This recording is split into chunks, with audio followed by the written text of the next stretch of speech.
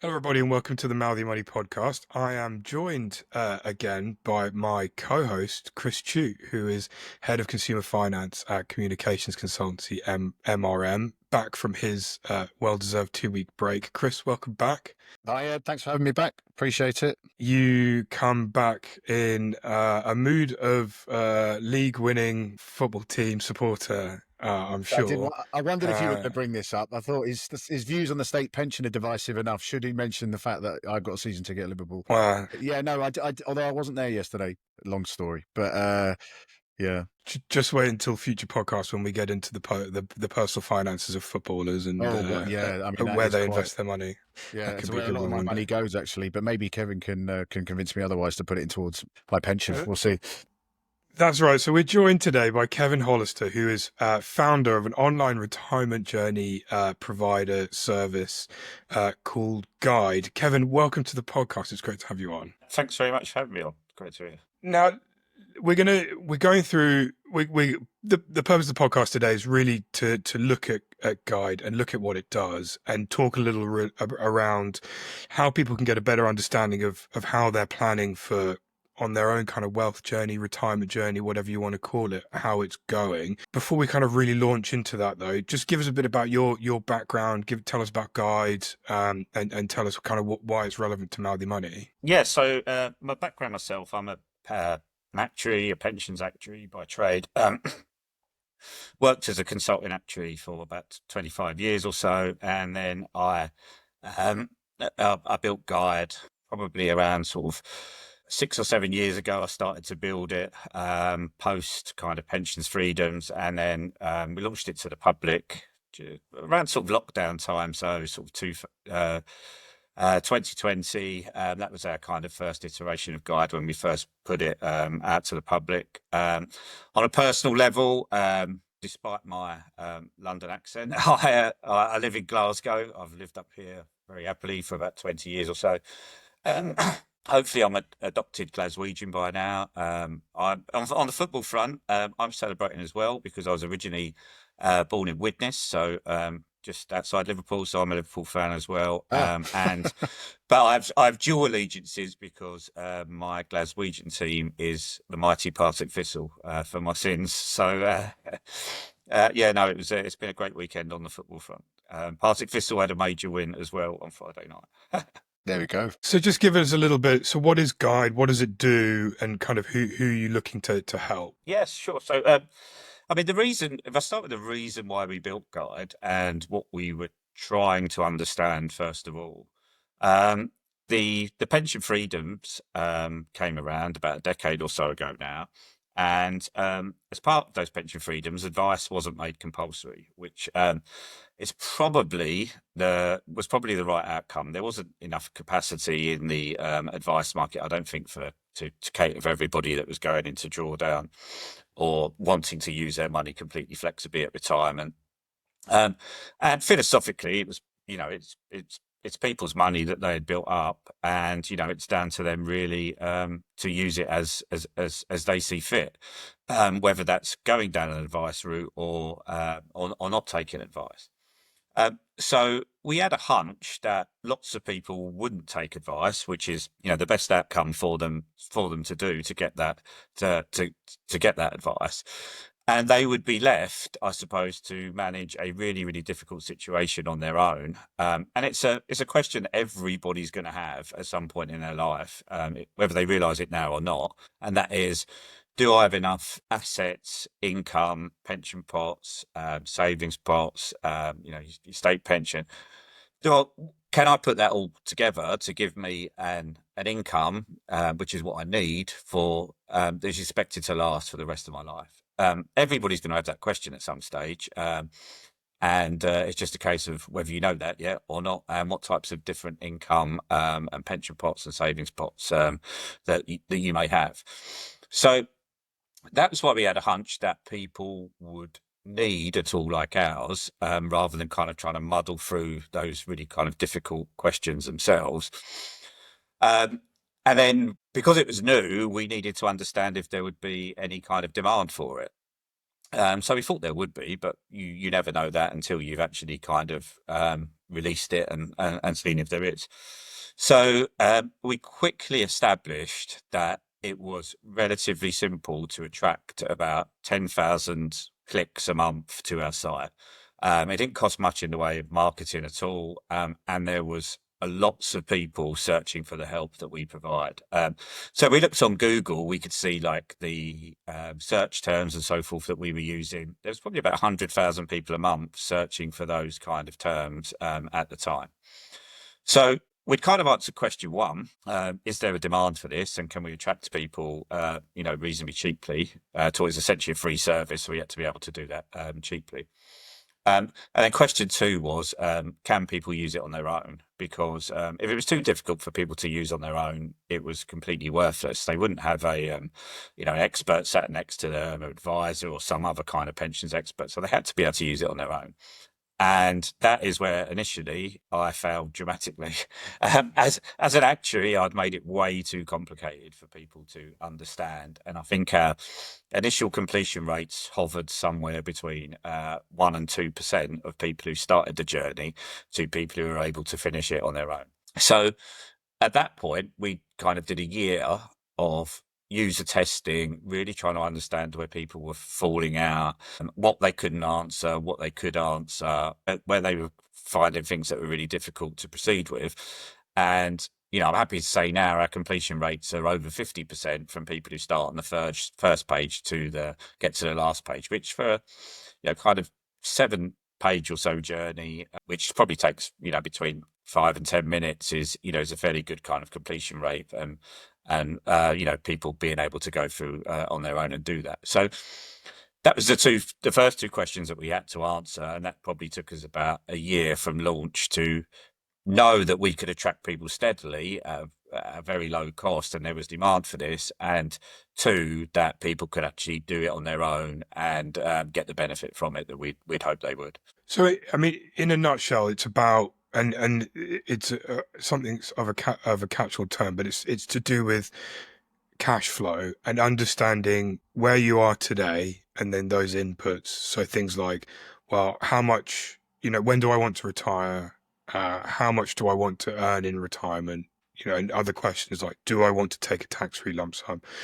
Stuff that gets quite complicated quite quickly. But then as you go through the tool, it then shows you effectively, well, if you've got X amount in your pot and you're anticipating Y of growth, this is how long that money will last you in retirement when you start having to basically use it to, fund your lifestyle. And I think it throws up, well, for me, it threw up a bit of a shock, and it took quite a lot of tweaking to get it to a point where I was like, yeah, no, okay, your plan is now sustainable.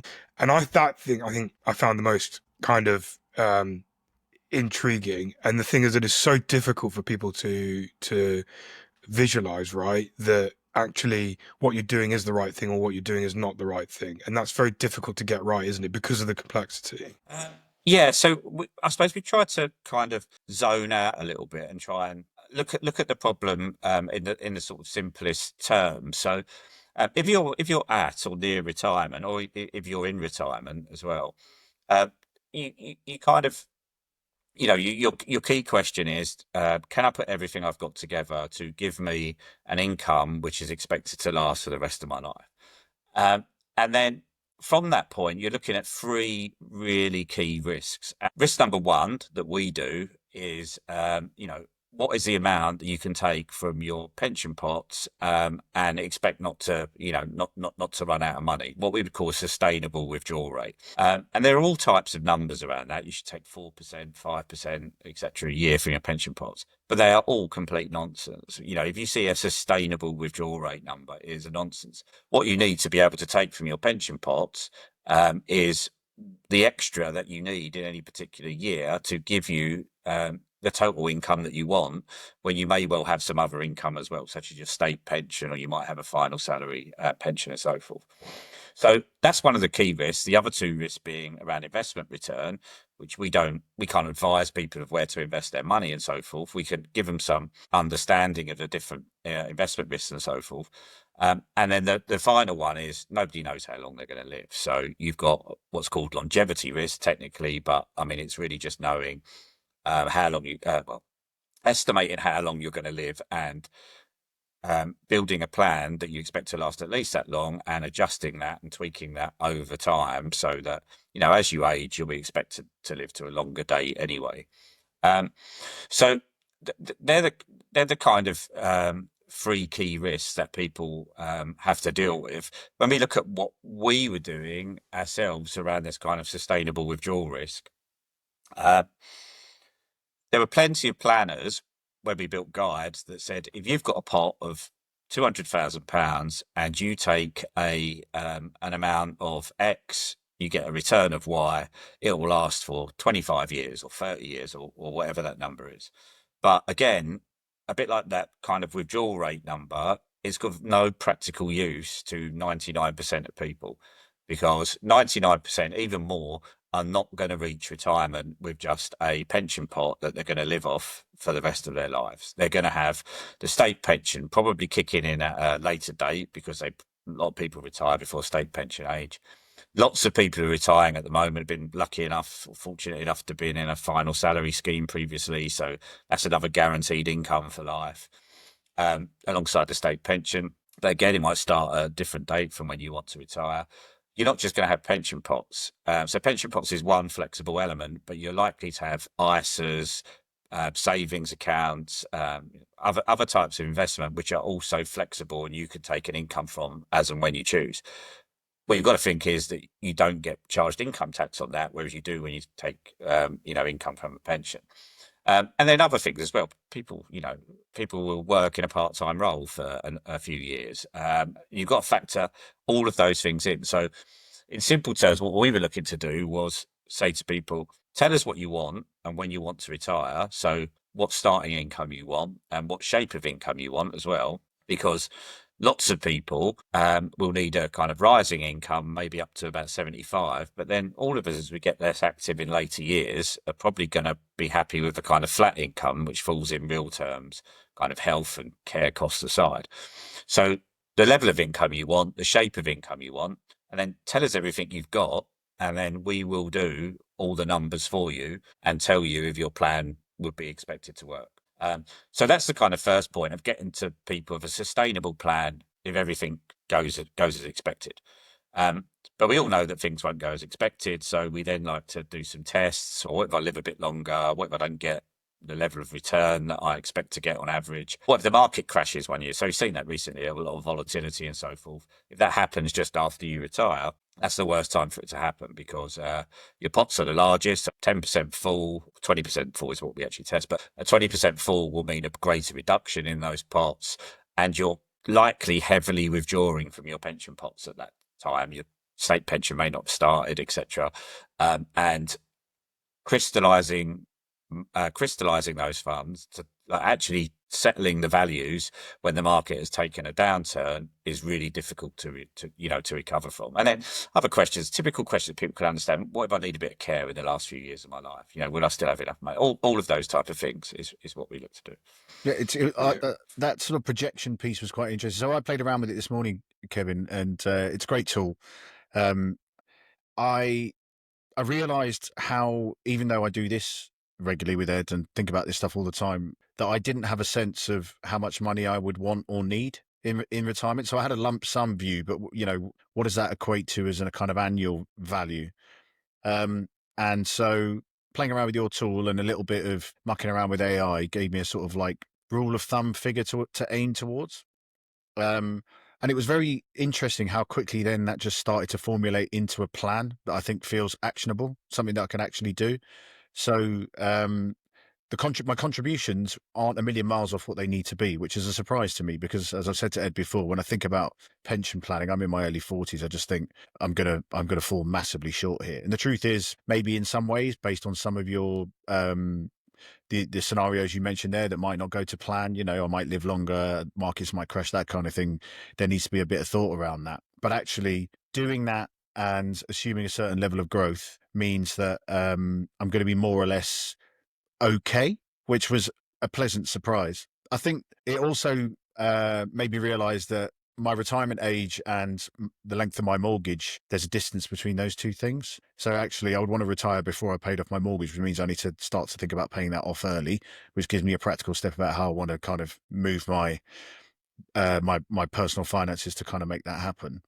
And then there were sort of other conversations in my head about the growth of the my portfolio.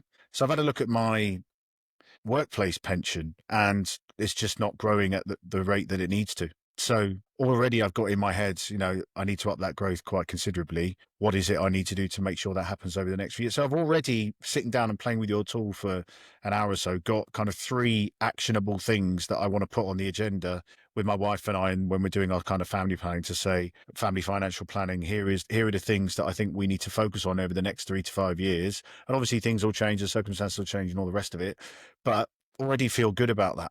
Already able to have a kind of conversation with her and say, why don't we think about doing this instead of this? Or and it's kind of all of a sudden feel like I've got my retirement back in my own grasp, rather than it's at the mercy of crazy headlines that we've seen recently that you alluded to around the Trump tariff crash and all the other kind of stuff that goes around with it. Or I'm just throwing money away that isn't really going to meet the shortfall. It's actually, with a little bit of active planning, with a little bit of tweaks and changing, and with the help of your guide and a few other sort of AI sources, I think I've got myself on a bit more of an even keel with it, and that feels good. So yeah, I think it's a really interesting kind of process to go through, just to give you a rule of thumb about where you need to go, and maybe be even a bit more specific, or give you some target numbers that you can set on your own, what's the word, dashboard, and just start aiming towards those for a while. So I think, yeah, I found it a really kind of useful, interesting exercise, and those variables you touched on don't feel quite as scary as they once did. That's great. That's great. No, go on, Kevin. No, I was just going to say, yeah. See, I mean, you touched on a few points there. I mean, one of the things I was talking about with user testing was what we found was that people are really comfortable putting in numbers that they know. So you ask them the value of their pension pot, they'll be able to go and find that number, or they'll guess it, or so forth. There'll be a reasonably accurate guess. What people really struggled with, we found, was choosing a number or trying to estimate a number that they don't know. So, how much do I need in retirement in terms of income? And what really helped us, and it was nothing that we did, but so there was some great research from the PLSA, the Pensions Lifetime Saving Association, where they did those kind of different types of retirement lifestyles and how much each one costs. Now, it's obviously going to be different from person to person, but what that helped us with was that we will automatically bring in, this is what you need for a moderate income based on those standards today. We inflate that to what that will be, say if you want to retire in a few years' time and so forth, what that would be at that point there, based on 2.5% inflation such. But those figures change each year, and we can update them and so forth. And what that gave us was what they gave us to give to people was a really good grounding of, well, here's a starting figure. This should get you a moderate retirement based on those standards. Some people and this is what to aim for. Some people may want to aim for that figure. They may be, want to aim for a bit more, or, happy to take a bit less based on their knowledge of their own spending. And then other factors, like you mentioned, such as, if you've still got a mortgage to pay off 5 years after you retire, you can add some extra temporary income that you might want for 5 years, to keep paying the mortgage. And then it can drop down after that. And lots of people will add that, not just for kind of paying off debts like the mortgage, but because they think, well, I've just retired, I'm going to go some nice holidays for a few years and so forth, and spend a bit more in the first kind of 5 years or so, whilst I can kind of enjoy it the most. So there's all of those kind of aspects which has really helped us in helping people to understand what they may need in retirement. And then the other thing that we found is that once you've built a plan, if it shows you shortfalls, if you think about it, there's only a few ways that you can really sort of fix those shortfalls. So you can either take a bit less. So we built what you were targeted, but if you take a bit less, say 5% less, 10% less, your plan may work. You can pay in some more contributions if you've still got time to do that. So if you're at retirement, that's obviously not an option that you've probably got. But if you're if you're in your 40s, that's something that you may well be able to do over the next, 10 or so years. And then if neither of those options are available, you could obviously retire later as well. But you may look at some other assets. So lots of people will have, equity in their home, for example, that they may be able to use for retirement, either by downsizing their home or by, some form of equity release later in life. So, and what we found was that, first of all, when I'd kind of done things the wrong way, and we let people play about with all of these variables and so forth, and we found that people didn't like that. They just wanted the answer. They just wanted us to tell them, if I reduce my income by 10%, will my plan work? So we have like solve, take less, solve, pay more, solve other assets or home equity.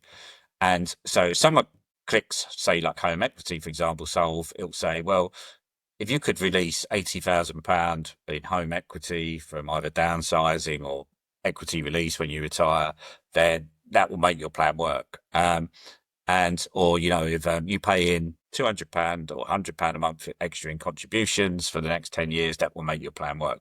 People really just wanted the answer rather than show me lots of variables and kind of let me play around with it. Was that our own experience? I think the thing about the kind of the equity in your home is a really interesting point, and it's something that people do often forget about. And actually, if you look at how wealth in the UK is structured today, a lot of people have a lot of it penned up in their property, right? In their own home. And that's something that people who perhaps are not there yet don't think about enough, is that actually, your home, you might have to have a plan for how to get some of the value out of your home, either by downsizing, using a product like equity release in order to make up a shortfall, particularly and if we now think about it now, we often talk about Gen X and those kind of groups who missed out on the best years of final salary, not getting state pension as early as they might have, but didn't also benefit from, the auto enrollment revolution that came through kind of in the early 2010s. A lot of them are going to end up quite dependent on things like, property and what you do with that kind of thing. And that muddies the water, doesn't it? It makes it, and it's a more emotional challenge as well, when you have to consider your own wealth on the basis of a house that you've just been paying off for 20 years or whatever. That's quite tricky, isn't it? Yeah, so there'll be a lot of people I suppose, in their 40s and plus who, and there's certainly people probably at retirement now, there'll be a lot of people who are what we would term kind of pension poor, asset rich. So they may not have built up much in the way of pension funds, especially people retiring now, especially a lot of self-employed people as well. They're typically maybe the hardest hit on that sort of pension fund. But a lot of them would have, would have bought their houses a long time ago, and they probably got a lot of equity in there. What we like to do is kind of reassure. So if you haven't built too much up in the way of pension pots, you may think, I've to live really frugally in retirement and so forth. But if you're sitting on, and a lot of people in the Southeast will be sitting on these kind of numbers. If you're sitting on £500,000 of home equity, if your pension can last you, for a few years of retirement, then effectively calling on that home equity in one way or another is likely to provide you with the retirement income that you need, whether that's downsizing or, equity release or so forth. So I think it's really kind of important, especially for the generation, like I say, coming up to retirement now and maybe about 15 or so years younger than that, to consider that housing wealth within their whole kind of retirement plan as well. I mean, ideally, they may want to pass it on, but realistically, they may well need it to be able to fund their own lifestyles in retirement at the levels that they want. You touched on younger people who, have missed out on that kind of housing boom and didn't get the benefits as well of, final salary pension schemes. They're going to get later state pensions, and they're probably going to live longer as well. So, sorry, I shouldn't be flippant, but for them, there is a lot of difficulty around those particular things. And one of the key things as well, and this is something which I think will possibly raise its head for future generations as well, is that if you don't manage to own your own home, you're going to have the cost of renting in retirement as well. Whereas most people have in the kind of probably 40 plus category will have paid off their mortgage either at before or maybe a few years after they retire. Whereas if you're, if you've obviously got to pay, I don't know, £1,000 a month in rent, each month, that's another £12,000 a year that you need, for your retirement income, which is, and it's going to be really difficult, I think, unless it's not for me to come up with the ideas of what they should do around longer term pension planning for younger people, but there's got to be something done to help those younger generations around that, because it's a really difficult situation, and one, having to save up for what is a much higher priced home, and two, obviously putting away for your retirement years to come. So that might lead to more difficult decisions, about Yeah. no point in saving up for the deposit. I might as well just save for paying for rent in my retirement. I don't know. It's interesting. We might be reaching that juncture where people feel there is a bit of that coming through, where people are younger people are saying, I'm just never going to own a property, so what's the point? And then that might lead to some other sort of approaches. I don't know. I think the problem is the government has a big problem on its hands, where on the one hand it has to maintain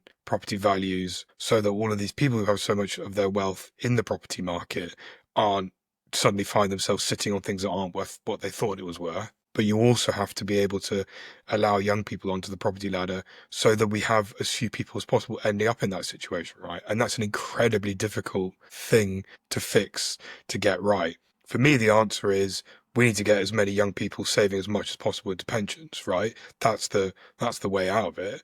Become less reliant on the housing market to fund everybody's retirements, because it's just like you're creating a conveyor belt where values have to keep going up forever and ever. Without wishing to go, it's getting too much into the weeds here on the politics of it and that kind of thing. But I think the message for younger people is you got to try and save as much as you can into your pension. Make the most of it while you can, right? That's what's important here?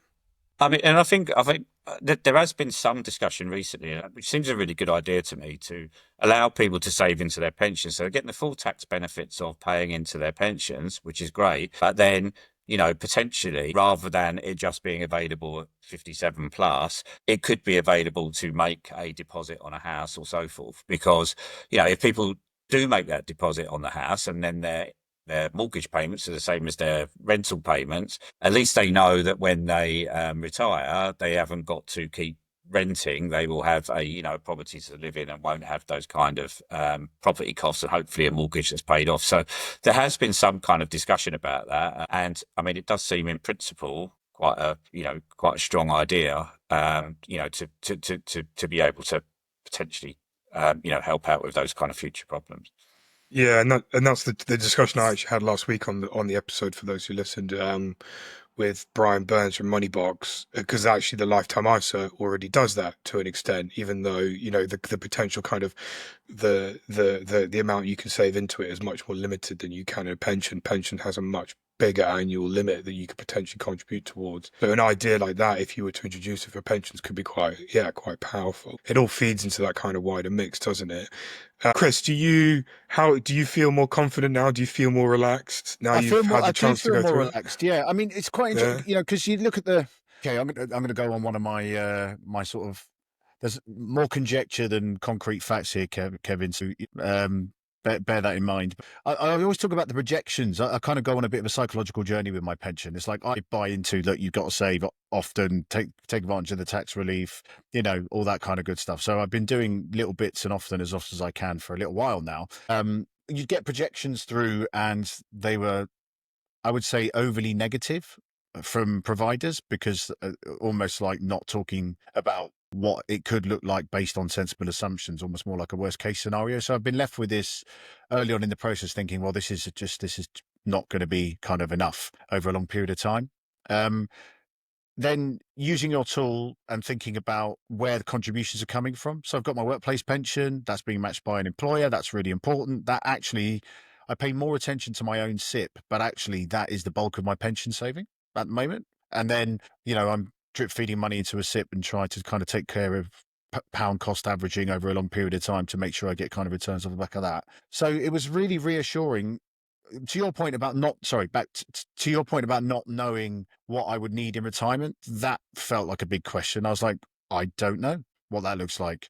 So playing around with a couple of AI tools around adjusting for inflation, making some assumptions, and then saying, what would a lifestyle like this look like? I didn't actually take into, it's more kind of flat my curve rather than thinking about spending more at the start and then a long tail off at the end, which is much more likely. So I'll go back and play with it anyway. And then there was the idea of the mortgage doesn't quite line up with when I would like to retire. So how are you going to deal with that issue? Do you use your pensions, your tax-free sum to pay that off, keep some other money back and put that back into the pension pot, or go and enjoy myself rather than thinking about money all the time because, life's too short and all that kind of good stuff. So all these thought process started kicking off. But actually what that meant was I now have a series of decision trees and numbers to aim towards around that, which makes this feel far less intimidating. This kind of nebulous glob of my future after 67, don't know. Whereas now it's like, well, actually, here's some numbers, here's some concrete decisions I'm going to have to talk to Tanya, my wife, about. Here's some things we might need to think about. And actually, I was quite reassured by the fact that all being well, touch wood, I can sort of half do it without having to rely on my property. My property can be there as a bit of a backstop, which is good. So in theory, again, we're all making a series of assumptions. And the other thing, Ed, you'll be very pleased to hear, is I just discounted the idea that the state pension is going to exist and help me in the future, because the poison you've been pouring into my ear about that has taken root. And so it's like, well, okay, I'll have to readjust to make it a little less. However, then I did look at what if some of these worst case scenarios things happened, and 3 out of the 4 options was you need to solve the problem. So, I'm going to go back and have a look at that. And the other thing, actually, and this goes back to a previous conversation we had with a guest from Dan Haylett from Pensions People. What was it? Sorry, People versus Retirement, which I thought was quite interesting. Which is that plan can be subject to change, and you alluded to it as well, Kevin. It's like, well, I can make a plan now based on what I know now for the next 3 to 5 years, and then see where we are again. But at least I'll feel good that I'm making it based on sound information, or at least good assumptions, rules of thumb, rather than just throwing money blindly into a pot and crossing my fingers, which is what it's felt like I've been doing up until, recently coming on this podcast and speaking to good people like yourself. So in answer to your question, Ed, feel better. Feel like there's some practical numbers to orientate myself around. And also it's naturally created a process for me to ask myself some questions about what are you going to do with this? What are you going to do with that? Which will percolate and hopefully will lead to a decision which will lead to a best outcome for me. So all good, I think. What about you, Ed? How did you feel after doing it? Perhaps more nervous than I felt before. And I know we've switched polarities here, where I was the super confident one. I think maybe my assumptions about how much my pots are going to grow in the next 30 years might be perhaps a little ambitious on the basis of the tool. Did you have 25% based on you being an investment genius? Wasn't that what you were saying? Something like that? No, this is not financial advice. Definitely not. Definitely not. Anyway. No, but I mean, looking at the kind of the long-term progression of whatever, I mean, partly this comes down to when I get my annual pension statement and they tell me something like, "Oh, your pension pot's going to be 100 grand when you retire," and yeah, it's like, that's scary stuff. but it's absolutely ludicrous. And we've had guests on the podcast before who've told us that they do that deliberately because they're being very conservative about it. They don't want to promise you the world and end up with, if you don't achieve that, then they're worried you're going to sue them for mis-selling you a pension or whatever. But it's a huge disincentive, as we touched on. It really just takes the wind out of my sails to think, well, this is pointless, rather than this is a process I should follow. Sorry, Ed, but I think it's worth mentioning. So, is it too... Go on, Kevin. Yeah. Oh no, I was just going to pick up on a few points there. So, yeah, you'll get statutory illustrations and so forth, obviously from a pension provider.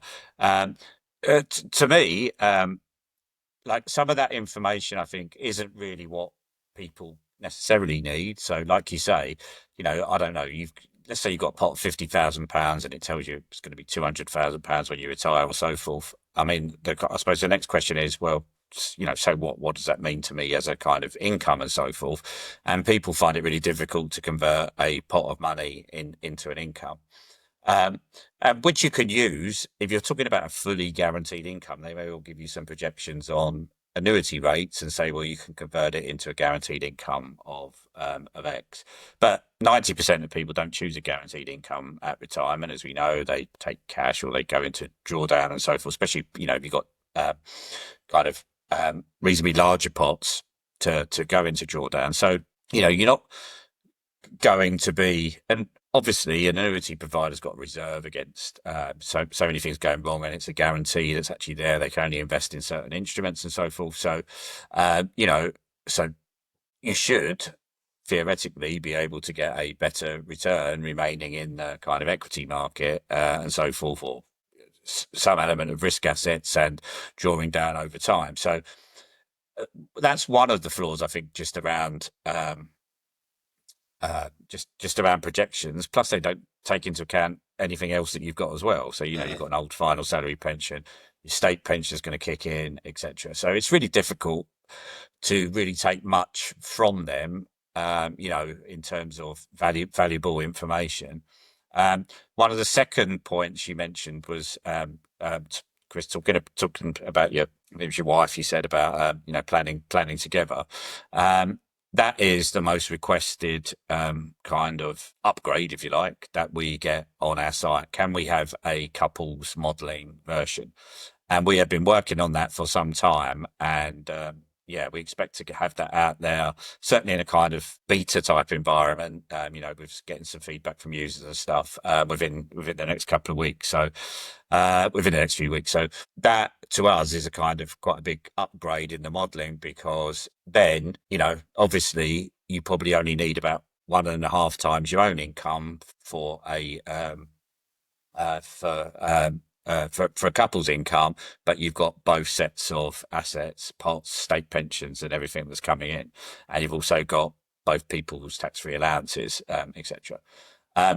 And then finally going into the kind of tax question, to keep it in really simple terms, I wanted if I wanted £20,000 as an income next year, and I had some ISAs and I had a pension pot, assuming I've already taken the tax-free cash, so everything's taxable. If I take £12,500 from my pension pot and I take £7,500 from my ISAs, I don't pay any tax that year. Whereas if I take all £20,000 from my pension pot, I'm going to pay some tax on that excess 7,500. So, and again, we don't ask people about all of that type of stuff. We just give them the answer. This is the most from an income tax perspective. This is the most tax efficient way to take the money and split it between, if you've got some ISAs, you've got some pension pots. So then if you get some other taxable income coming in, so you had £5,000 of DB pension, we will say, well, you've got your DB pension, that's going to get paid to you no matter what. Take another £7,500 from your pension pot and another £7,500 from your savings pot. So what we're doing each year is using up somebody's tax-free allowance, taking the remainder of that tax-free allowance from their pension pot, because they can get it tax-free. Whereas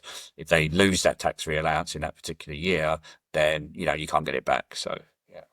Yeah, I think I mean, perhaps unfortunately, but it does illustrate the ultimate complexity of all of this when it comes to retirement. And I think that's something which can be so daunting for many. And that's, I think, one of the reasons why I like the tool is that, it's just trying to just make it straightforward, make it in a way that people don't think, oh God, this is overwhelming, so I'm just going to ignore it. And I think the most important thing here is being able to visualize it, have a clear idea of what your inputs should be, and what your outcomes could be. I think is potentially very valuable. Yeah, I think making decisions there. Like Yeah. I said, the big thing for me was, it was like, well, you need to make some decisions.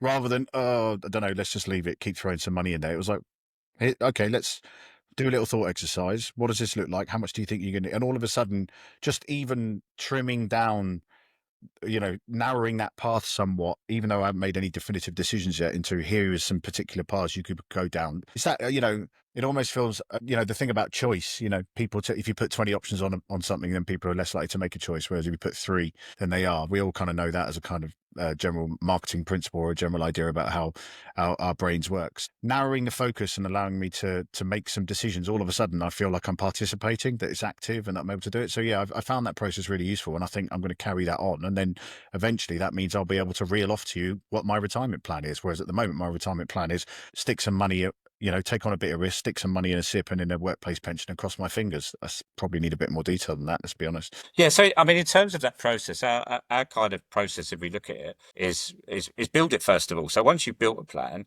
the next time you log in after you've saved it, you probably don't need to go through that whole planning journey at all. Like you can go straight to our dashboard, and in our dashboard, it will have everything that you've put in, and it will have the scenarios and the that's been tested and so forth before.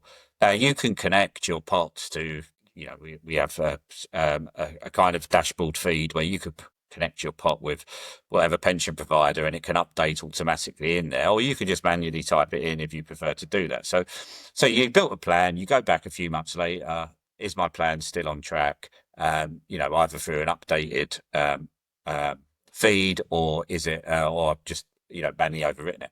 So you can just go into that page, update that information around the flexible parts, so your savings pots and your pension pots, and everything will update for you, and you can kind of see if you're still on track. So, so you've got that, build it and then continue to track it. And that kind of can hold someone's hand from, they could be 30 years old planning for retirement 30 years away, or they could be, just at retirement and then they go into it, but then it can kind of hold their hand all the way, assuming we're still around in 25 years, all the way throughout their kind of, retirement plan. And, they can constantly see, what is my plan still expected to, to work, and so forth. So they're the first two parts in terms of building and kind of tracking it. It's not a static plan. It's morphing over time. Tax bands will change, pensions will change. We update all of that automatically. And then the final part is kind of implementing it as well. And that's, along with our couples planning, that's been our one kind of sort of big upgrade we've been doing recently, in that, we've got about 15,000 registered users who've built a plan with us, continue to kind of monitor that plan and so forth. All of our tools are free, there's no charges behind that, but we can actually help people put that kind of plan in place as simply as possible as well. So if you've built a plan and it's got a series of cash flows from your pension pots, which are variable in each year, as I say, depending on what else you've got, very soon you'll be able to provide that plan to a pension provider, and that pension provider will just pay you those cash flows until you tell them otherwise. So each year, you can look at those cash flows again. Is my plan still on track? Right. Yeah. Okay. Well, here's your next 12 months cash flows. Just payments coming in effectively like a, like a wage. And then, because we have those cash flows as well, you get lots of people, about 90% of people going to kind of default investment strategies. But if you know the cash flows that somebody expects to take, you can design, an investment manager can design a default investment strategy much better tailored to that individual. So, and that's a kind of up to, in the kind of 5 or 10 years, or probably about 5 years before retirement, 5 years after retirement, that is the key point of potentially kind of you losing value. So if you look at, what happened recently, a couple of years ago, lots of people were being lifestyled into, what was traditionally thought of as safe investments at retirement, long-term bonds and so forth, because typically people used to buy annuities before.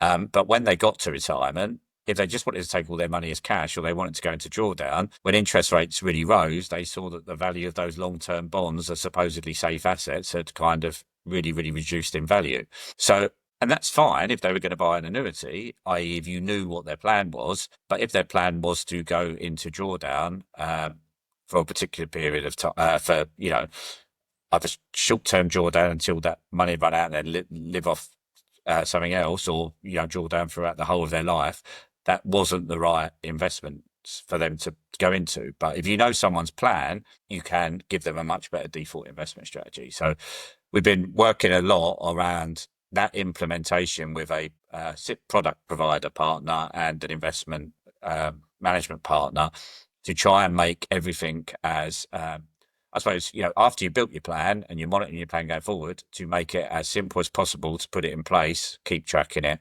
see the live fees directly from the provider, etc. on that. Brilliant. So, Kevin, before we finish off, for anybody listening who's interested to go and give the tool a try, where do they need to go to? It's guide.co.uk, and it's got 2 I's, so it's Guiide. It's got, everyone asks me why it's got 2 I's, and I say, well, because you try to buy the the site Guide with one eye, and it probably costs you £50,000, whereas with two eyes it costs about 5. Brilliant. Well, we'll put a link in the comments as well, obviously, to the tool. I think it's been really interesting, and again reinforces kind of that message that we have, Chris, now, is that making a plan, having it, not ignoring it, I think, and even just having an idea by looking at tools like this, I think can make such a big difference. Mm-hmm. Kevin, thank you so much for joining us to tell us all about Guide. Thanks very much for inviting us. It's been great. Yeah. Thank you. Chris, thank you as ever, and thank you for glad to have you back on.